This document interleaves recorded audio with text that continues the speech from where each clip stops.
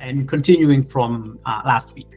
So continuing from last week, this Monday, I want to share with you a reflection of my life journey and the choices, courageous or otherwise, that define our paths. My thoughts drift back to a time not so long ago when I stood on the precipice of my journey. I was freshly graduated and eager to embark on my next chapter of life.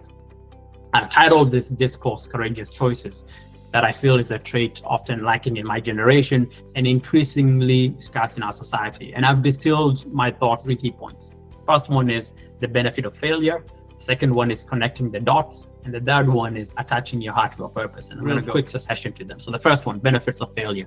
So the economist Tim Herford wisely notes that success comes from rapidly fixing our mistakes rather than getting things right the first time. It's an idea that deeply resonates with the human experience. When we face our mistakes, we often react defensively, missing out on the primary benefit of failure. Denial is one of those natural reactions. It's often the hardest hurdle to overcome. We find it challenging to admit our mistakes and make amends. However, there's great wisdom in the biblical proverb, whoever conceals his transgressions will not prosper, but he who confesses and forsakes them will obtain mercy. We can overcome. What can we do to overcome failure? It starts by recognizing that failure is one of the best qualifications for tackling any challenging occupation. It's crucial, though, to distinguish between dreams grounded in reality and those that are inflated or illogical. Productive failure involves trying new things, experimenting where failure is survivable, and acknowledging to ourselves when we haven't succeeded. Number 2, connecting the dots. 51 years ago, Reed College in Portland, Oregon offered perhaps what's one of the best calligraphy instruction in the country. Throughout the campus, every poster, every label on every drawer was beautifully hand calligraphed. Steve Jobs was a student there at the time and decided to take a calligraphy class to learn how to do this. He learned about serif and sans serif typefaces, about varying the amount of space between different letter combinations, and about what makes great typography great. And remember, this is the time when they were being handwritten down. It was beautiful, historical, artistically subtle, and in a way that science cannot capture, and Jobs found it fascinating. Of course, none of this had even a hope of any practical application in his life, particularly when you recall that Steve Jobs was an entrepreneur and the inventor, best known for the co-founder and CEO of Apple. But 10 years after that class, when he designed the first Apple Macintosh, it all came back to him, and he designed it all in the Mac. It was the first computer ever with beautiful typography. If Jobs had never dropped in on that single course in college, the Mac would never have had multiple typefaces or proportionally spaced fonts that Hempstone so greatly loves today. And we take that for granted, but this was the first time this had been done. I don't know if anyone has ever seen how a typewriter used to write. There was no formality in the fonts.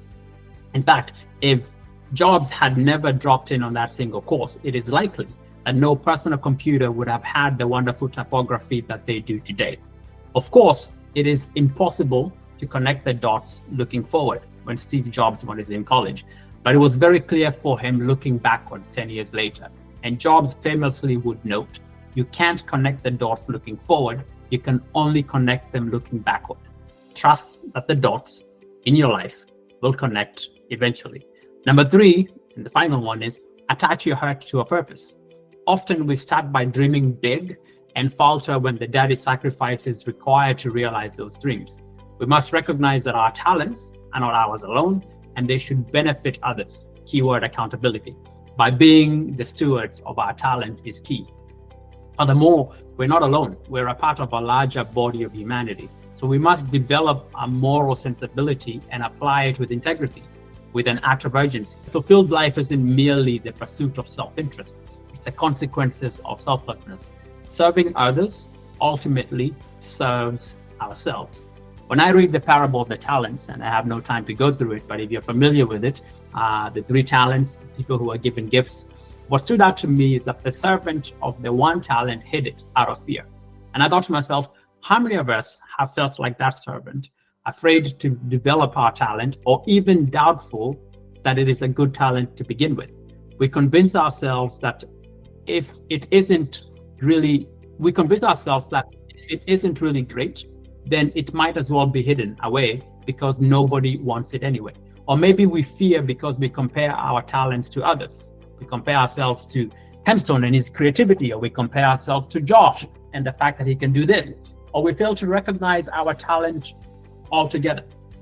Each one of us has been given talents, just as every servant in that parable was given a talent. How many talents we have doesn't affect our importance whatsoever. God does not compare us to others. He just wants us to develop the gifts and the talents that we've been given, however small we may think they are. It is only then that our talents can truly benefit and bless the lives of others, and additionally benefit and bless our own lives. And that is the courageous choice, the purpose of your journey, the purpose of all our journeys. In closing, I leave you with the responsibility of preserving and enriching the values that you have received. Remember, your talents are not just yours alone.